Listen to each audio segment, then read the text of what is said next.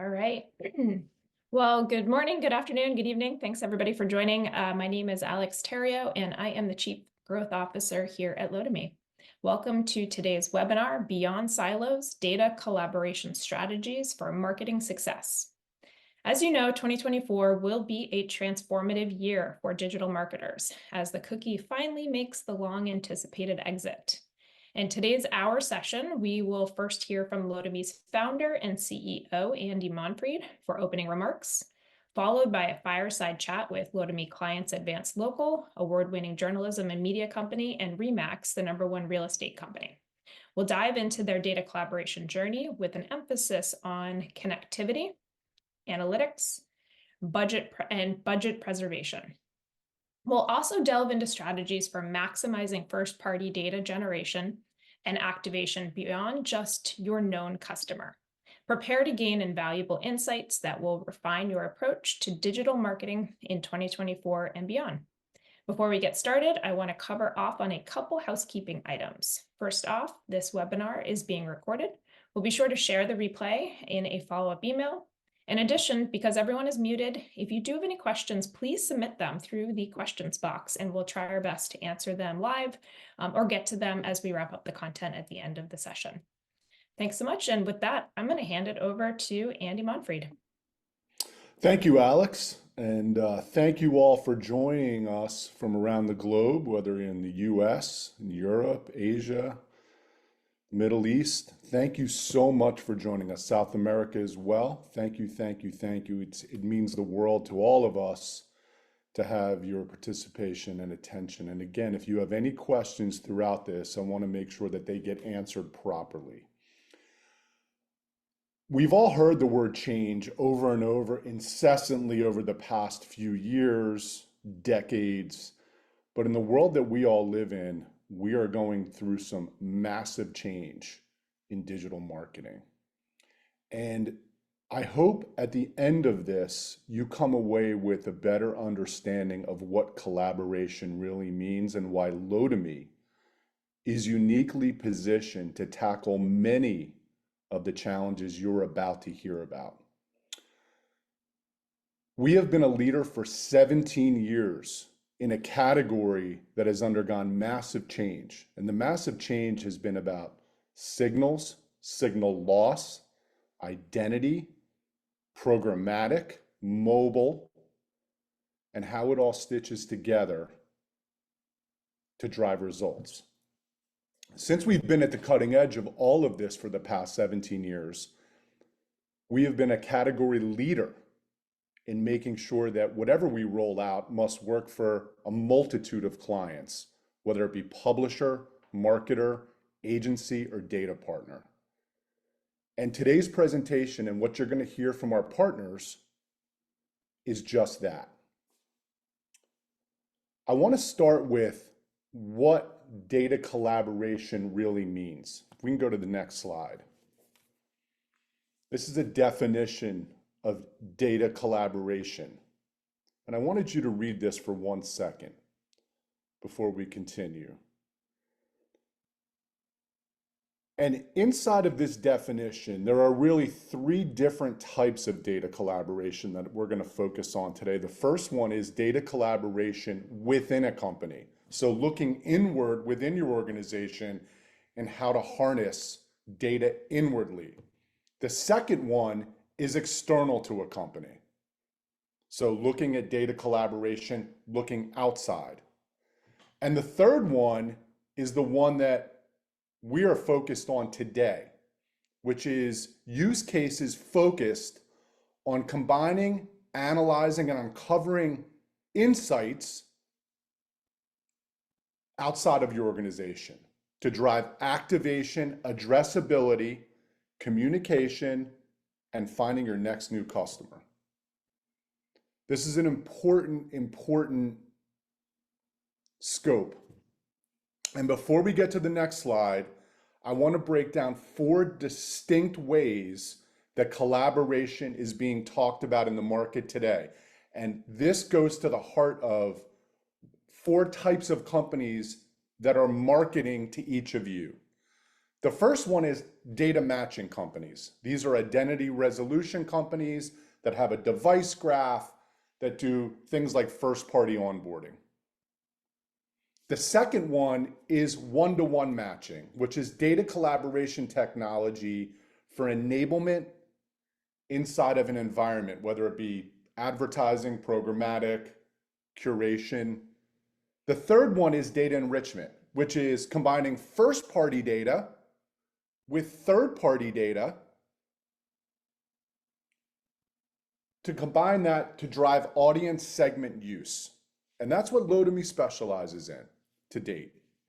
And the fourth one is data activation, which is ad tech pipes,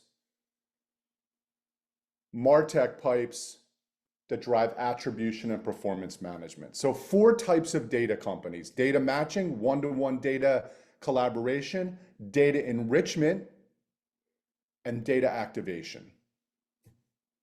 It's very important, before I go to the next slide, that you have an understanding of that. Let's go to the next slide, because I think it will make sense here. So when you think of a data collaboration platform, I want you to look at the points below: customer data platform, clean room point solutions, data providers, and curation. And the reason this is important is because these are 4 distinct types of companies. So as an agency, as a publisher, as a marketer, it's totally okay to have one partner that can do all these things. It's even okay to have 2 partners. But here's where it breaks down. When you have 4 partners that do these things on behalf of your first, second, and third party data to drive addressability, it breaks. And in our world, these 4 pillars at the bottom of your screen, first party data management, we believe is a platform business for us. That's what Spherical is. The second one is clean point solutions. People have built companies around this. InfoSum, Habu, Optable, they built companies around it. But it lacks key attributes in order to drive addressability and activation. The third one is enrichment, using identity to drive data enrichment. And the fourth one is connectivity to the entire ecosystem. So over the past 17 years, the way that our platform and technology has evolved is really around 2 key words: innovation and interoperability. The one thing that separates Lotame from our peers is the capability to interoperate with the entire ecosystem, whether it's our Panorama ID, which enables onboarding for first-party data from email. The second one is enrichment, whether it's in a clean room or in our data exchange to drive a better result from first-party data. And the third one is the exhaustive ad tech pipes that you're seeing on the bottom right, which is driving activation and addressability. We believe instead of hiring 2, 3, or 4 companies to manage these attributes and these challenges in the marketplace, Spherical is uniquely positioned to do this. So I'm excited for the presentation in front of us, and I want to thank you for being with us. Alex, I'm going to kick it back over to you to hear from Josh and Grant as we go forward. Thank you. Thanks so much, Andy. Yeah, I'm excited to be joined today by Grant Whitmore, VP of Programmatic Revenue and Ad Tech from Advanced Local, and Josh Culver, Executive Director of Integrated Marketing at Remax. Before I invite them to join the Fireside virtual stage, as you just heard from Andy, Lotame's data collaboration platform, Spherical, spans use cases that range from data onboarding, collaboration, enrichment, modeling, and activation. We're going to dig into all of those applications and how, both from a publisher perspective and a brand perspective, they're seeing success in today's Fireside chat. But before we do that, I wanted to showcase some learnings that Remax, Advance, and Lotame came together around by testing our recent collaboration offering in a case study. So to jump in and kind of set the stage, Advanced Local, it boasts one of the largest collections of local media properties in the US, spanning more than 25 cities and reaching over 50 million people monthly. Remax is a market-leading real estate brand with a presence in over 110 countries, and frankly, is a household name in the home buying and selling vertical. Both businesses operate nationally in the US, but they do a lot of their transacting locally. While the industry is saying that first-party data and authentication on emails is the solution to everyone's challenges, the impending loss of signal from third-party cookies is causing a lot of speculation. In this case, we were able to work with Remax in Advance to discover how we could preserve, or better yet, improve upon methods to identify where and how to engage a potential customer with personalized campaigns. Today, we're going to run through the results that we saw when Advance privately permissioned some of their first-party data to Remax via our newly released Lotame Collaborate feature. So Lotame Collaborate, what is it? It's a feature of our broader data collaboration platform, and it allows participants to execute one-to-one data joins by extending beyond the limits of known IDs, such as a MAID or a HEM. It leverages our Panorama ID, which is fueled by a hybrid identity, to bring maximum scale to the collaboration table. A lot of clean rooms are leveraging, you always need to leverage a common identifier that tends to be a HEM, possibly a MAID. We're seeing some adoption also against other universal IDs, but they're deterministically driven. The analysis available also extends beyond overlap. So a lot of the clean room applications that we've tested and learned about generally are focusing on overlap. Lotame Collaborate includes things like index for more meaningful insights that inform campaign planning and execution. And through our end-to-end data collaboration platform, customers can easily do things like enrich, model, and activate at scale, both on their known and unknown customer profile. So let's take a quick look at the results. With Advance permissioning their first-party data, they did so against 3 different taxonomies to Remax. This spanned contextual signals, sitemap classification, as well as the location of some of their content consumption. Remax selected their audience of qualified leads to inform the collaboration. This includes people who have logged into their site or were viewing a certain amount of listings, really filtering out some of the one-and-done drive-by traffic. The exciting thing that we found was through this, there was an 11% overlap of Remax's qualified leads with Advance's first-party data, which equated to over 30,000 customer profiles and over 200 unique attributes from Advanced Local. Had we only brought emails to the table, we expected that would have been a much lower overlap and much smaller data set that we were able to learn from.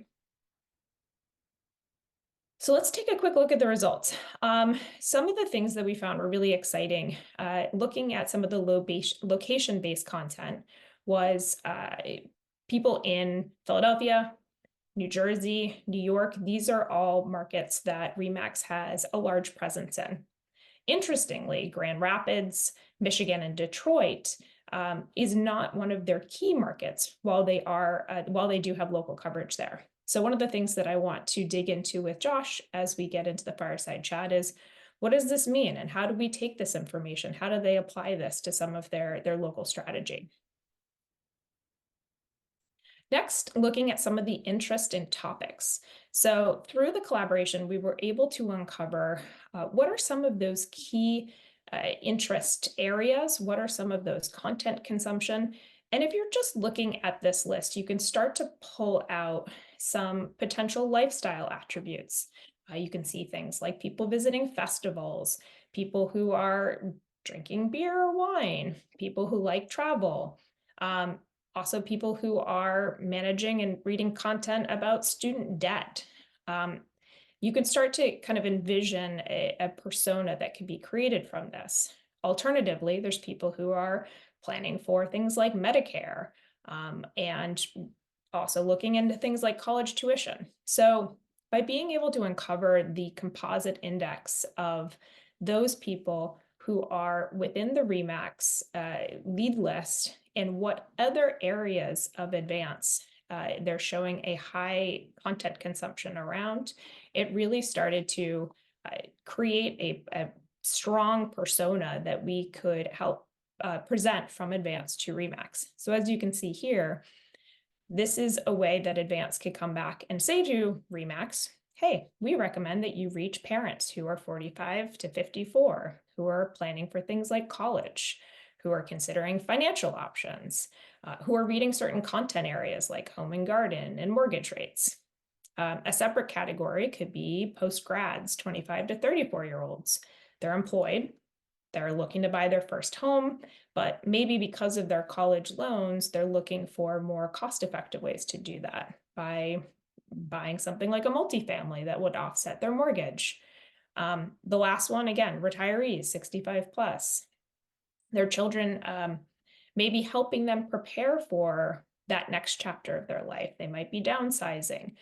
They might be, again, looking at Medicare, Medicaid.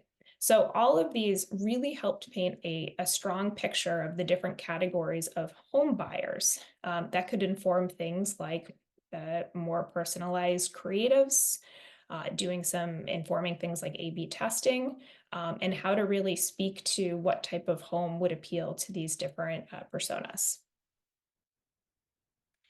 So in summary, I wanted to wrap up with some key highlights from this, and then we'll get into the exciting fireside chat where we will dig deeper. So what were some of the learnings? First-party data tied to emails alone is not enough for most businesses. Clean rooms and collaboration are a great tool for our future, but participants need richer insights than just sheer overlap to take that and make sense and apply it. A range of user profiles need to be empowered to execute these collaborations, and using our platform with a really user-friendly UI, it helps appeal to kind of that wide range of different profiles. Collaborations without a common identity that scales can be really limiting from either the analysis portion or the activation portion. And last, these insights need to inform real campaign execution. The goal here is identifying more efficient and effective ways to find that user and hopefully sell to that user, engage that user, and retain that user. So with that, I'm going to stop sharing my screen, and I am going to invite Josh and Grant to our virtual fireside chat. Thanks for having us. Hi, guys. Thanks for joining. Hey, Alex, good to be here. And thank you and Andy for inviting me in. Absolutely. All right, so we're going to kick off. I just kind of ran through our results of the test that we ran, which was really exciting. And we're going to get into that. But before we do that, I wanted to set the stage a little bit. And I wanted to get the obligatory 2024 question out of the way. With media reporting companies are not moving fast enough to get ready for the cookieless future, and third-party cookies are going away. I got to open up the question to you guys. How are you expecting that to impact your planning, targeting, and addressability? And being candid, how ready do you really feel? And Grant, I'm going to put you on the hot seat first. I'm excited to be on this hot seat because we read these stories and it makes me look around and say, what do you mean? Who hasn't been thinking about this, right? We have been thinking about this at Advance, but I know other peer companies literally for years now. And I think the thing that we're confronted with right now is that the cookie deprecation process has begun in Chrome, so it feels more real than it has in times past. And unless something extraordinary happens, the tub is going to start to really drain quickly at the end of Q2. Where I think there is a lack of common understanding is what in fact is going to replace the cookie as it relates to, advertisers and their agencies trying to find these valuable audiences that they have leaned so heavily on the cookie for.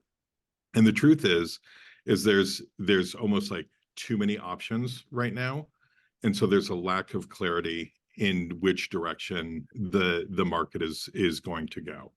So, are things going to, is contextual targeting going to rear its, head again like a giant who's been a slumber for the last 15 years and just be like, yes, this is our moment again?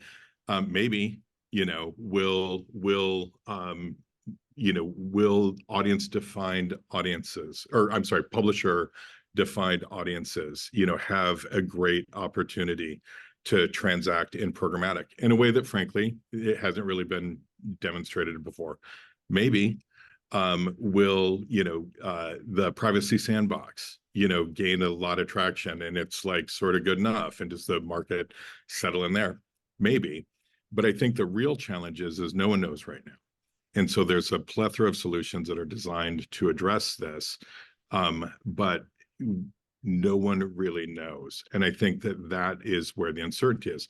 From the standpoint of a sizable publisher like ourselves, like I would love to say that we are as ready as we can be. And we have been as ready as we could be for the last 3 years. We do a ton of work literally every single day to make sure that we are current with each of the nuances of these potential pathways. It occupies a ton of time from really, really bright people and me inside this company to make sure that we're there. But if we are to put on our forecasting hats and say which is most likely, I don't think that you would get a single like clustering of answers among the really thoughtful people here that are thinking about it. And so the reporting on this, I think misses that nuance. It's not that the publishers aren't ready or the advertisers aren't ready. We just don't really know yet which way the ball is going to bounce. Yeah, and I'll jump right on that same point. I mean, I think you said it very well, Grant, right? We've been dealing with this since going back to January of, I think, 2020 is when they first announced it, and then they've kicked the ball a couple of times, and it's been an ongoing conversation. I 100% agree that I don't think we really know until it's happened and we're kind of on the other side of it, right? You said too that how many players there are in the space and how confusing it gets for someone like me on the brand side, right? We're bombarded by vendors that can solve all the problems all the time. And I always think of, there's a slide that a lot of marketers use, right, of how many options there were between CRMs and CDPs, all those different options. If you go back like 10 years, there were like 5. And then looking at the space and how many players there are in the market, it's incredible and it's overwhelming in a lot of ways. But I agree that I don't think we would really know how ready we are until after the big day I think it's in July, right? Actually happens and everything finally switches, and that's when we can start to iterate and learn on it. I think conversations like this always help. I think on the brand side, you always feel behind. I mean, we always feel like, as Grant said, right? It's being talked about in the media all the time, and almost any article you see on Ad Age and things like that are talking about it. But I think we'll know soon enough. I'd like to think we're ahead of it a little bit versus other brands, but having these kind of conversations helps give us mile markers and understand where we're at. So what I'm hearing is it's likely to be a portfolio approach. It's not going to be one silver bullet, but also we don't know what number to put all of our chips on at this point. We're kind of waiting to see. I mean, you said something. I don't think all the chips are going to land on one number. Yep. And for me, that's really refreshing. When all the chips have been on one number, it meant that there was a real dearth of opportunity to do new things.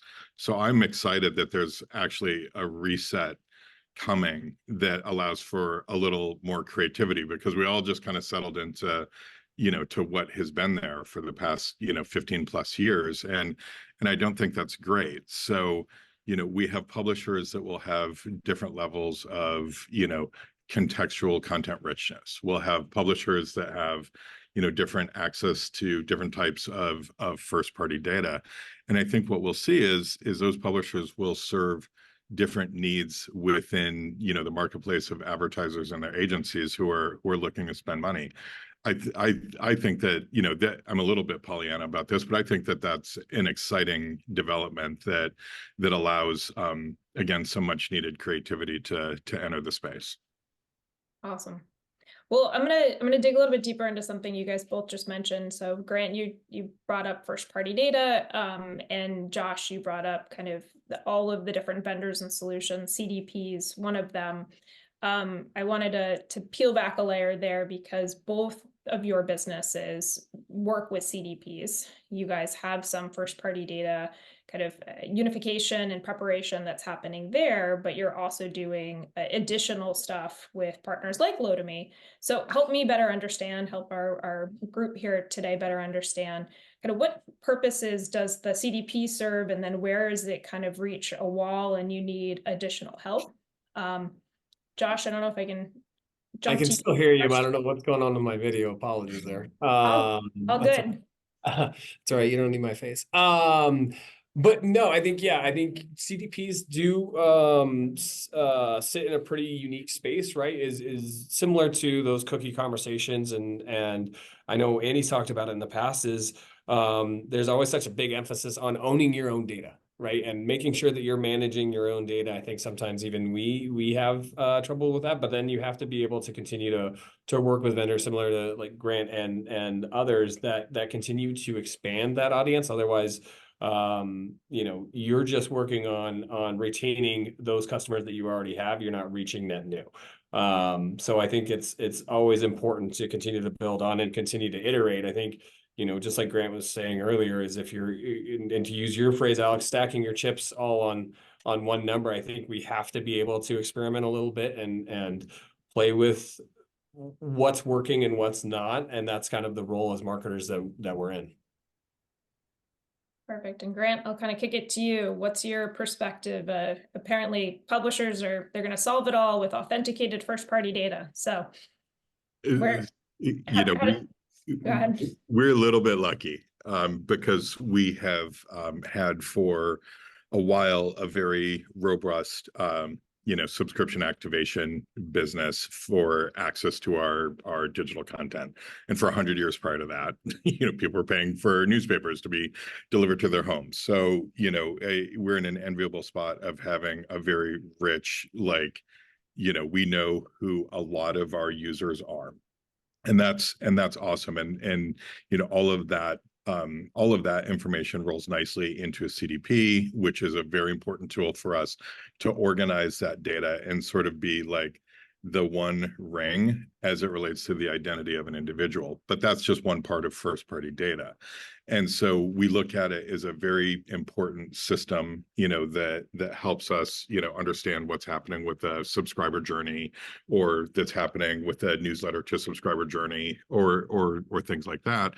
But it's not the be all end all. And I think is this case study identified, there are other things that we know a lot about our users that are not tied to an email that are super, super valuable to an advertiser who's trying to reach the right audience. So, what are their interests? Where do they live? What are these, what is their site journey look like, even if they're not a registered user? And that stuff doesn't sit in a CDP. And so when we think about like, what is a pool of first party audience data look like, it has to include those other things that are beyond a hashed email. If we only rely on that, we won't be able, even as I don't want to say as great as we are, that's not humble, but even as sort of long as we have been doing this and have like a pretty robust file, that's not going to be enough on its own. So we have to use these other signals that exist, frankly, with you guys. And, I think we were early adopter of Pano ID. We rely on it, for almost every single every single impression that goes into the bid stream, right? So that's pretty important from the standpoint of our advertiser business, and it's got not just the stuff coming out of the CDP, but this other data as well that is helpful in making sure that we're able to get a premium eCPM, whether it's on direct sales or within programmatic. Yeah, And just to tack on. Oh, go sorry. ahead. No, Just go to ahead, tack Josh. onto that, especially something for like a brand like ours, right? Which is home selling and buying process. A lot of it isn't necessarily online, right? A lot of it is done face to face. It's done with people and with agents. We're a little bit different than like an e-commerce platform where, you know, it's a much shorter sales cycle. Transaction is pretty much done, and then you can rely on first party data retargeting, email lists to then be back at the top of the funnel again. Ours is like about a 7-year sales cycle, so we need to make sure that we're reaching net new audiences, and some of that's covered in the findings, Alex, that you were talking about earlier. Awesome. Well, I want to shift over to that. And I think, Grant, you kind of teed it up nicely too. Part of the value of this was Advance was able to bring such a rich first party data set, which was not all attached to kind of declared known authentication events. And then also one of the things that we discovered was there was a lot of content consumption that was happening from the Remax lead lists that was, I think it was falling into politics and living and weather categories before they even were consuming the real estate content categories.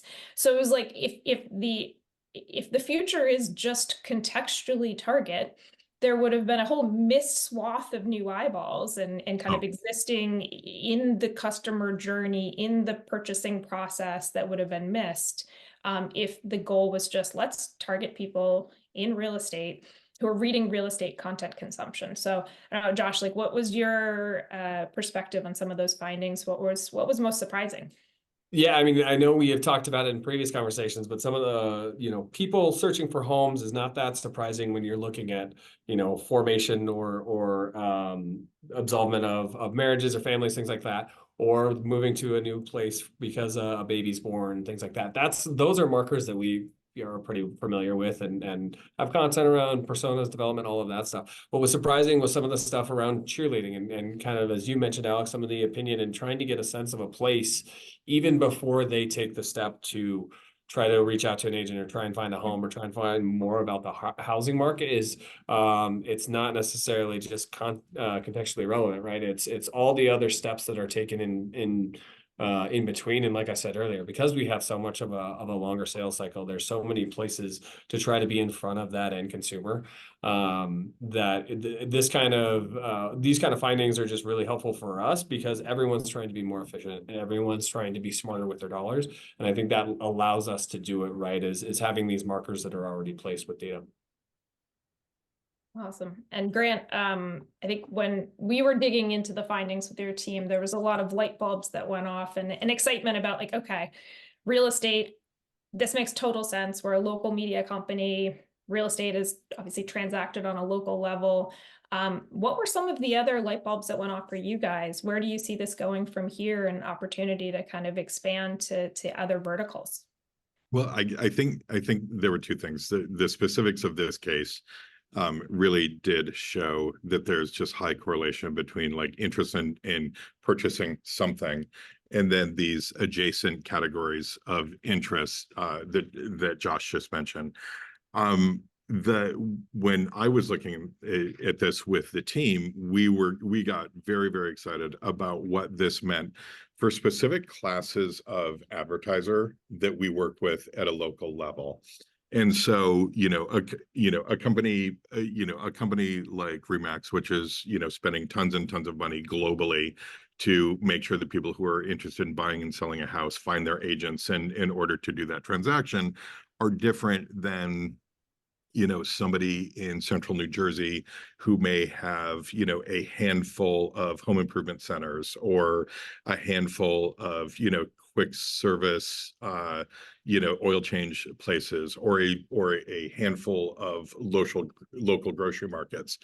And we got pretty excited about the option of understanding how we could bring these pools of data together, because they may very well have their own loyalty programs and things like that, in order to put together really, really effective campaigns on their behalf. They're unlikely to be using a clean room, right? Like, let's just be honest. Like, they and their agencies at this stage of the game are unlikely to be using a clean room, but something like Collaborate allows us to do similar sorts of levels of sophistication in understanding audience overlap, tied to our, contextual signals, geo signals, those other things that we were just talking about, to put together highly effective campaigns for them that would otherwise just be disappearing out from under their feet in, July onward. So so we got really excited about that. And again, a bunch of smart people are trying to figure out, like, how to have those conversations in a way that doesn't feel creepy to the advertiser, because there's a different level of trust that is required there. But again, this is where it's really nice to be local. We have been working with these folks for, in some instances, generations, and they have historically trusted us to do the right thing. This allows us to do the right thing in absence of a cookie, and I think that's going to be a huge advantage for us going forward. And I'll speak from the brand side, right? That's the huge thing too, is making sure that we're compliant, making sure we're not, using data in any ways that we shouldn't be, and being good stewards of the data that we have. Awesome. I think you guys kind of just hit on this a little bit, but first party data, again, I don't want to belittle first party data. It is critical. It is the most valuable thing you guys have. And it's a precious resource. So knowing what you know about the data collaboration testing that we just did, are there any myths that you guys want to bust about sharing data, permissioning data? Do you have a different perspective now, having kind of executed this, that we can take away? Grant, I'll go to you first. It is very precious. I think there is a lot that you can do with it beyond the one-to-one matching of that data. And I think that's where things are exciting for us, if we're looking with a direct client, the ability to extrapolate that audience into a highly valuable probabilistic audience, I think, gives us the opportunity to scale tremendously. The fact that it unlocks insights into categories like, cheerleading. Who would have thunk? But there you have it, such high correlation. Right, And again, it makes sense. It's like, youth sports. Okay, yeah, that makes sense. If you're looking at a home, you're going to be interested in all those things appended to education and your kids. So that makes sense. So I think that is important, like a myth to be busted about first party data. It isn't just the hashed email, right? We have a ton of other things that we are able to activate in a very valuable manner on behalf of the partners with whom we work. The second thing is, we have always been very, very open to this type of data collaboration. And we have had partners with whom we have done it, a ton, right? So it's not brand new. I think, though, and I don't know that we've ever felt like inherent resistance to it, but it hasn't been required. You have been able typically to go and find your cookied audience, wherever they were, right? Whether that was a good site or a bad site or, whatever, you could still go find that audience. That's simply not going to be the case in the future. So we look at data collaboration as something that is now going to enter sort of like the required stage, because you can't just follow that user around as they move from a high quality media site to an MFA site that they got clickbaited into, which I've been clickbaited into them as well. No shame in that game, but I'm just saying, like, you can't do that anymore. So I think the necessity of this sort of data collaboration for those who are really, really concerned about results, right? Like, not just filling the entirety of the IO, but actually making sure that it's performant, is going to be something that sort of pushes us in this direction. 100%. And I think Grant said it better than I would, right? But like the ability to scale is huge. Not just your known audiences, I think is really important. And then also taking it out of the hands of the Googles and the Facebooks of the world, right? So that it is where you're not just relying on them. And sometimes when they play the game of moving the cheese and you don't have to adapt as much and you're in a little bit more control. So I think those things are all important for brands and companies to do and continue to evaluate. Josh, thank you for saying that. I'm glad you said it. I didn't have to say it. You're absolutely right. Like it gets so frustrating, Yeah. having to play by a rule book that A, you've never even seen, Yep. B is completely opaque, and C is constantly changing. So, at the top of the fireside chat, and I do feel like we need fire somewhere. I That's know. I feel like I'm stepping on next green. one. We'll actually have a fireplace.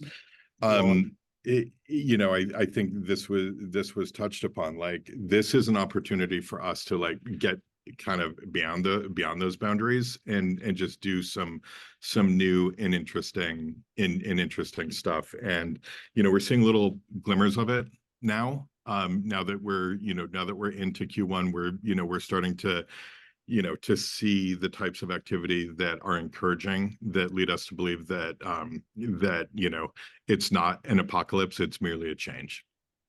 I think taking back control is kind of both the brand and the publisher. You guys have always been on the opposite ends with all of those different companies in the middle. This is an opportunity for you guys to kind of slim down that list a little bit, take back some of that control. But I know change is good. Change is also hard. There's a lot of friction. There's a lot of different kind of levels to being able to execute that and create that repeatable process that scales. And I think that's part of my perception on some of the fear of adoption. It's like, I want to test it, but how do I deploy this in a scalable way? Because we all have day jobs and we all have families at home we eventually have to go home to, or are in our home somewhere else. That makes a lot of sense. You guys brought up a few of the giants, the Googles and the Facebooks. I feel like we should chat about a few of the others like Amazon and Snowflake's growing in the clean room space. I just wanted to kind of open up. We've talked a lot about using Lotame for data collaboration. Does this change your perspective on clean rooms in general? Do you have plans to test some of the more traditional point solutions that Andy talked about at the head of the call? I'll kind of, I guess, Grant, start with you, and then Josh, would love to hear from you. Sure. I think, we have to, because there is just going to be a set of clients and agencies that expect you to be there. So, yep, absolutely. Again, I think that, and that's fine. And it's one of the many things that we have just, gotten ourselves ready to do. And I think that there is great utility, and I understand the requirement for certain companies, especially when you're talking about just like, billions and billions of impressions being bought and sold, to sort of handle it in that structured of an environment. That said, I think that isn't everyone. And especially if you are, working with a lot of, local market customers who may have significant budgets that they're spending, but, just in a more concentrated geo, it is nice to have some alternatives that are not such a heavy lift, right? Because that's not super easy.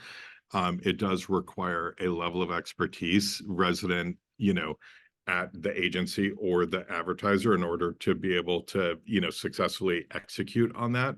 So for us, it's nice to have a solution that yields a really positive outcome that is just easier to step into, less expensive to step into, frankly, and doesn't require the sort of the sort of expert knowledge at the client in order to make it work. The querying, the data science arm, all of that stuff. Yeah, I mean, well, I don't want to presume, but probably if you're a very, very successful home builder in, Pennsylvania, you might not have a data scientist on staff. Well, and I can even say that, like, even with the data scientists we have, I mean, I know the whole theme is breaking down silos and making it easier. We still run into it on our side, right, with the company of the nooks and crannies that data still hides in, and being able to use it and leverage it. So, yeah, having it where it's a little bit more of a turnkey solution is huge for us. Just because, you know, as we're structured, we want to make sure that a lot of our dollars are working for our agents and for our franchisees, and ultimately addressing the customer. So then finding places and efficiencies with those dollars and with partners is huge. Awesome. I'll wrap us up to give a few minutes if we want to kick it over to any questions. So if anybody has any questions, go ahead, drop it in the chat now.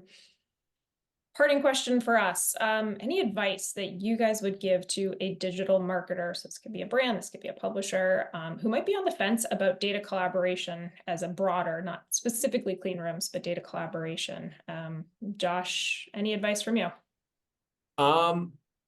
Yeah, I mean, I think it's definitely do your research, and I know, like, someone in a role like mine is making sure that there's a lot of collaboration on our side, just as a brand, right? In terms of making sure you're checking all the boxes, working with all the different teams in terms of business intelligence, making sure, you know, legal, all of those different boxes are checked. I know that's some of the due diligence to do beforehand. But I think it's valuable in terms of, as we've been talking about this entire time, is where we're going as a marketer. I think understanding your tech stack, understanding the pieces that can help leverage, grow, and expand as you're looking at, you know, your what your runway looks like for your media over the next 18 months, something like that, is really important. So making sure you're doing your research on your end, and then, you know, finding partners like yourself always helps. Appreciate it. And Grant? Don't do it. No, I'm kidding. Of course. No, Just of course. just stop. Yeah, I think I said it. A few times already. You likely have more data with which you can collaborate than what you know.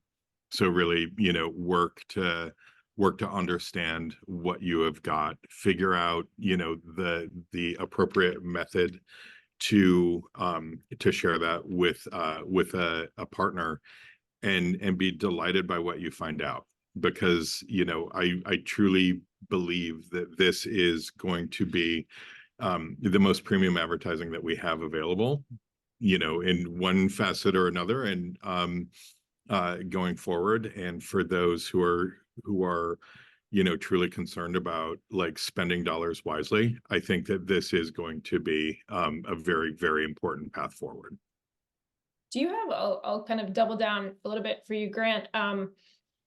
There's like the subscription side of the business, and then there's the like advertising revenue side of the business for publishers. I found that the vendor selection and management, like CDPs lean subscription, and then the legacy DMP has been more revenue and ad tech. Data collaboration, as Andy kicked off and talked about, can serve both the internal collaboration and external collaboration use cases. So where do you think this is going to land, and how are these, in my experience, the two different teams that might have two very different motivations, how are they going to be able to leverage this and kind of play nicely?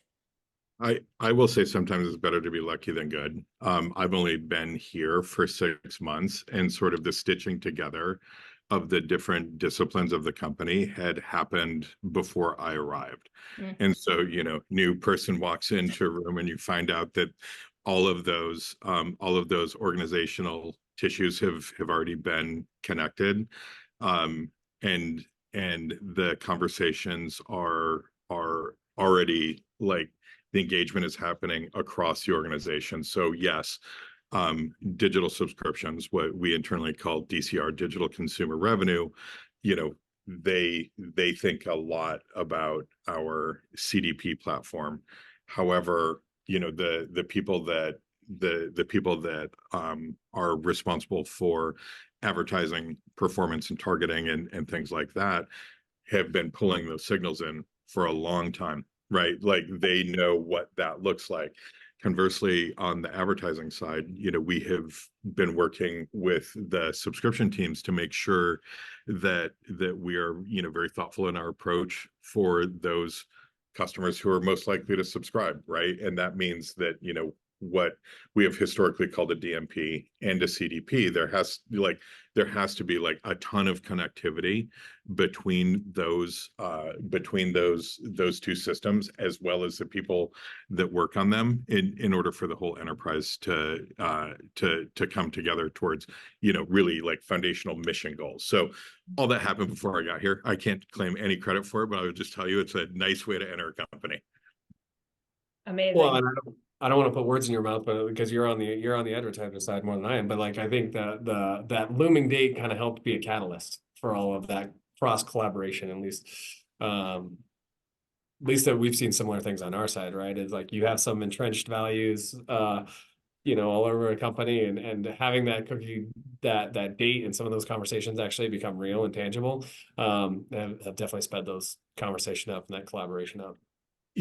Josh, you're dead on, because I left off some important teams, right? Like our product team thinks about this as much as anyone. Our technology teams think about this as much as anyone. So we're, they're not ad hoc. They're the highly, defined working groups are together figuring this stuff out organizationally with all of sort of the attendant ramifications, truly on a daily basis. It's probably my next meeting as I look at my watch here.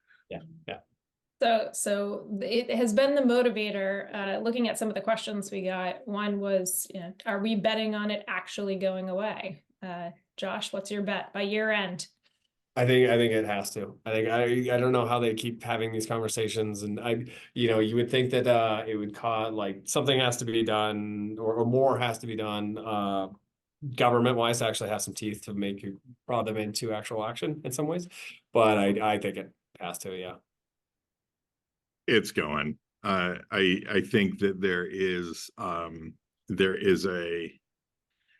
among some, there is just a hope that it doesn't, because there's a fear of turbulence, as we cross into this new era. I think David Cole at TrustX had a great article that he published earlier this week, and there's some yammerings about, like, oh, there's going to be a lawsuit and it'll delay this, and he's like, please God, no. And David, for those of you who read him, he's no fan of the duopoly. However, he's like, no, we have to get to a new place. Like, we have just been standing on this for so long. And I really agree with him. Like, better to get to the new horizon than just staring at this one for another year or so, with all of the expectation, anxiety, and resource expenditure not actually moving forward. Like, let's just do it, guys. Yeah, it's been cannibalizing everybody's roadmap, everybody's marketing plan, everybody's budget preparation. Yeah. As we talked about in one of the kickoff calls, I mean, how long does a piece of technology last for 20 years and still be relevant? I mean, I don't know how the cookie is still this as relevant as it is 20 years later, right? And then also, just to bring it full circle, Alex, as you were asking at the kickoff, is like, how prepared do you feel? I mean, for me on the brand side, it makes sense to, if it doesn't happen this year, which I think it is, it's happening soon after, right? So why not take the steps now to be ready for it when it happens? And then you have that much more knowledge, you have that much more concrete findings, ideally with data-backed findings that tell you how to use, especially for someone like us, our media dollar. Absolutely. I'll wrap up with one last question that came in. So with kind of the discovering, so with the insights that you guys have taken away from this test and kind of case study that we put together, how are you thinking about finding more partners to work with through a collaboration environment? So for Josh, like, what are other media partners that you maybe work with today or don't work with today directly, or maybe buy their inventory programmatically, but you want to kind of change the nature of the relationship? How will you take this learning and then apply it to start shrinking all of the friction in that Luma scape that exists in between the two? Well, it's kind of what we talked about earlier. I think it's being like smart but experimental. Looking for new collaborators, looking for new partners that you can, do a test, do a case study similar to this, and kind of dip your toe into the water to have those findings later, right? Because I've always thought, just in marketing in general, especially on the digital side, is you kind of you use a budget to test with, and then you kind of shove your chips to the middle once you find things that work. And I think having that kind of mindset, especially as something as big as the cookie goes away and you're looking for these new partners, is chiefly important. And Grant, how about you? I know you mentioned some local construction companies and grocery taking calls. That's right. That's right. No, I think that we have like a whole tranche of, partners, advertising partners with whom we work, that some level of this is appropriate for their business, right? We are often their biggest advertising outlet, period. And so to be able to bring this to them, I think is given what is about to happen, is just a natural evolution in these years-long relationships that we've had with them. I think part of my remit is programmatic, and I absolutely expect, and we have seen an uptick in programmatic direct activity that is signaling like intent to move in this direction, because these demand partners are really smart. And as Josh said, like, you put some chips on the board to see how it looks, and then you move them into the pot once you're feeling more confident. And we're starting to get those signals in Q1, which is great. Like, we predicted that it would happen, and it's beginning to happen. So that's super, super exciting. It's nice, it's nice to see some of this planning actually start to be, vetted out finally. Well, my takeaway is I want to go watch some cheerleading and then go gambling based on some of the real themes we centered around with today. wine and then a There you festival. go. With wine, and maybe they go hit a festival. So thank you Fireside. guys. Thank you. Yes, we need the fire. Thank you, Andy, Josh, Grant, and everyone for taking the time to join us today. I hope you found the session helpful, and we will be sure to share the recording with everyone in the next couple days. Thanks, guys. Thanks, everybody. Thanks, Alex. Thank you.